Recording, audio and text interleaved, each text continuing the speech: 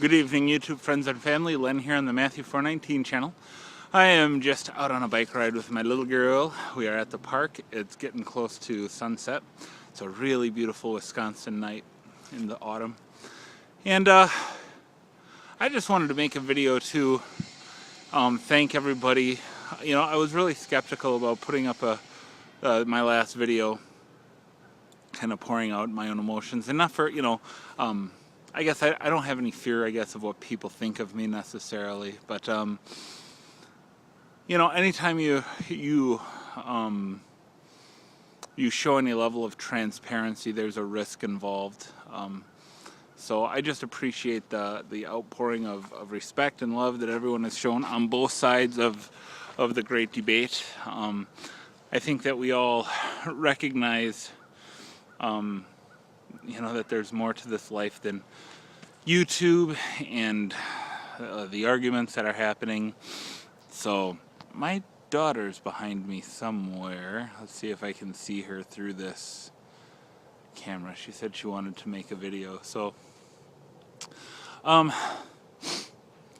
guess one of the things that I wanted to bring up in that video that I didn't quite get to last time, just because I got kind of caught up in my own emotional state, was that, my friend who was given the diagnosis and is passing away, what I thought of was, while it's, of course, a tragedy and a shame what's happening to him, what a gift that he's had 2 years to prepare his family for life without him. That he's had the opportunity to tell his kids how much he loves them, and we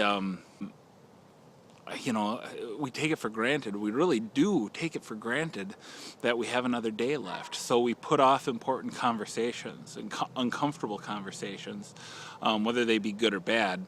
And, the gift in being given, I guess, an ending date is that all of a sudden,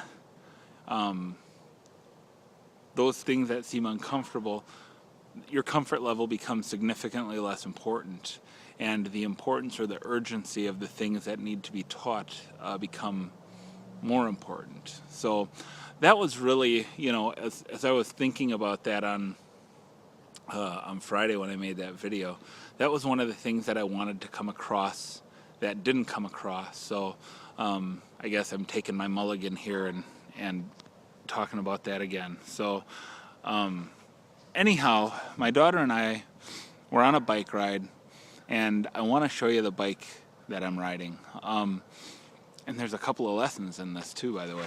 So I'm going to walk over to this bike. A friend from church is gracious enough. He knows I'm in the market for a bike. He thinks this is the kind of bike that would be best fitted for me. He had one he wanted. He's not selling it, but he wanted me to experience this kind of bike, so I'd give it serious consideration. So what we have here is a single speed 29er. 29er being that's the size of the wheels. It's got 29-inch wheels when most bikes have standard 26-inch wheels. And what you see here is a really wide front tire. That's a 3-inch wide front tire, and it's underinflated, so it takes away the need for front suspension.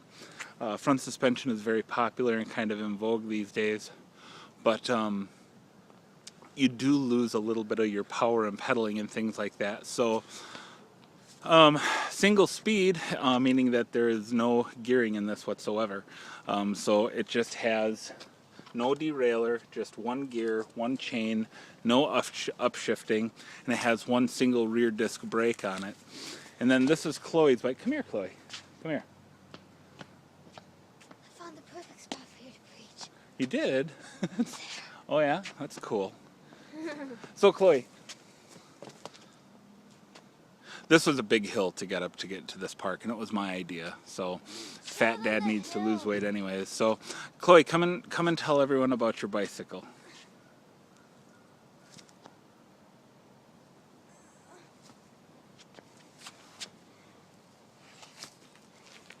Okay. Go stand by your bike and tell us all about it.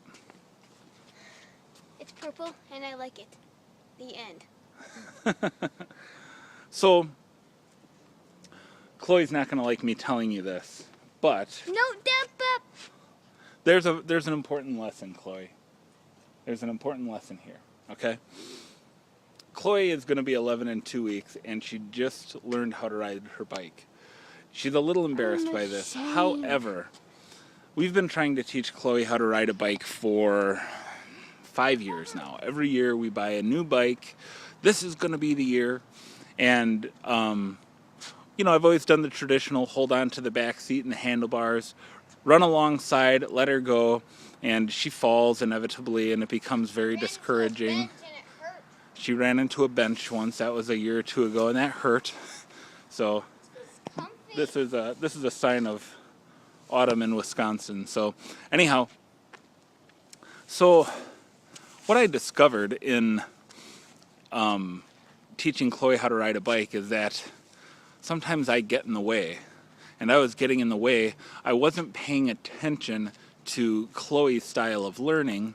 Instead, I was focused on what is the way everybody else does it. And that was the way I was doing it. And there's a lesson in that the way I decided to teach Chloe how to ride her bike is to just stop teaching her. And I just had her watch me a couple of times on that bicycle I'm borrowing. And she just watched me and kept trying and trying, and after about 20 minutes, she had it.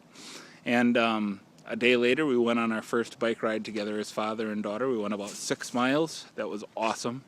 Chloe's learning how painful the bicycle seat is to one's rear end. So, The biker's bloody. but there's really something to be learned in that illustration, that the way everybody else is doing something is not necessarily the best way, especially when it comes to teaching. People learn different ways. I'm one who learns by doing. I'm one who learns by, you know, whether it's computer stuff or anything, just, me watching you do it, I'm not going to learn anything. I have to physically have my hands on the keyboard and have you talk me through it and have me do it. And my mind will remember it because I remember what my body was doing or whatever. So, and Chloe is kind of the same way. And it's funny that we have we have similar learning styles, but instead of me defaulting to that, to my own learning style and thinking her being my daughter, she might be similar, I just kind of did it the way I was taught how to ride a bike and the way traditionally people have learned how to ride bikes since the bicycle was probably invented. So I guess that taught me that I need to be more cognizant and more aware of, you know, just because something's been done the same way forever doesn't mean that that's the best way to do it for all time. So that's the end of my video. That's really all I had to say, and I would appreciate a thumbs up and a subscription if you haven't already. And yeah, that's all. Thanks for watching. Bye-bye.